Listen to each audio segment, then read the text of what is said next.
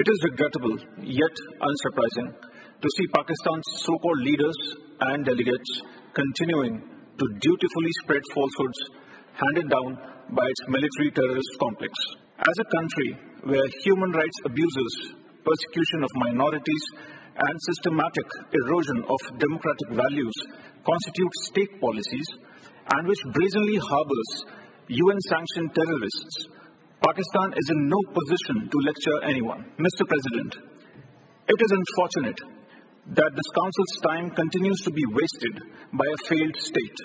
ഐക്യരാഷ്ട്രസഭയിൽ പാകിസ്ഥാനെതിരെ രൂക്ഷ വിമർശനവുമായി ഇന്ത്യ. അന്താരാഷ്ട്ര വേദികളെ ദുരുപയോഗം ചെയ്ത് ഇന്ത്യ വിരുദ്ധ പ്രസ്താവനകൾ നടത്തുകയാണ് പാകിസ്ഥാനെന്ന് ഇന്ത്യ കുറ്റപ്പെടുത്തി. ഐക്യരാഷ്ട്രസഭയുടെ മനുഷ്യാവകാശ കൗൺസിലിന്റെ 58ാമത് സെഷന്റെ 7ാമത് യോഗത്തിൽ വെച്ചായിരുന്നു ഇന്ത്യയുടെ പാകിസ്ഥാൻ വിമർശനം. അന്താരാഷ്ട്ര സഹായം ആശ്രയിക്കുന്ന പരാജയപ്പെട്ട രാഷ്ട്രമെന്നാണ് ഇന്ത്യ പാകിസ്ഥാനെ വിശേഷിപ്പിച്ചത്.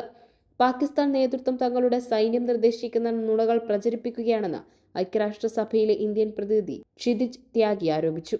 ജമ്മു കാശ്മീരിലെ മനുഷ്യാവകാശ ലംഘനങ്ങളെക്കുറിച്ചുള്ള പാകിസ്ഥാൻ നിയമമന്ത്രി അസം നസീർ തരാറിന്റെ ആരോപണങ്ങൾക്കായിരുന്നു അദ്ദേഹത്തിന്റെ പ്രതികരണം. പാകിസ്ഥാന്റെ നേതാക്കളും പ്രതിനിധികളും അവരുടെ സൈനിക ഭീകരവാദ സമുച്ചയം കൈമാറിയ നുണകൾ പ്രചരിപ്പിക്കുന്നത് തുടരുന്നത് ഖേദകരമാണ്. OICയെ തങ്ങളുടെ മുഖപത്രമായി ദുരുപയോഗം ചെയ്തുകൊണ്ട് പാകിസ്ഥാൻ അതിനെ പരിഹസിക്കുന്നു.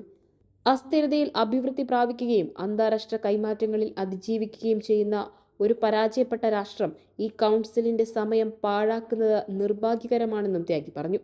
പാകിസ്ഥാന്റെ കാപട്യത്തിന്റെയും മനുഷ്യത്വരഹിതമായ പ്രവൃത്തികളുടെയും കഴിവില്ലായ്മയുടെയും ദുർഗന്ധം വമിക്കുന്നുണ്ട്.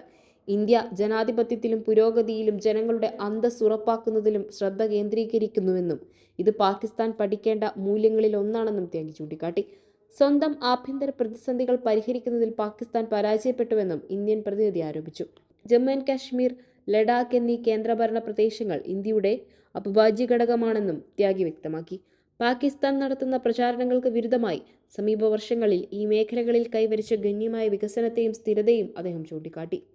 പതിറ്റാണ്ടുകളായി പാകിസ്ഥാൻ സ്പോൺസർ ചെയ്യുന്ന ഭീകരതയാൽ മുറിവേറ്റ ഒരു പ്രദേശത്ത് സാധാരണ നില കൈവരിക്കാനുള്ള സർക്കാരിന്റെ പ്രതിബദ്ധതയിലുള്ള ജനങ്ങളുടെ വിശ്വാസത്തിന്റെ തെളിവാണ് ഈ വിജയങ്ങൾ.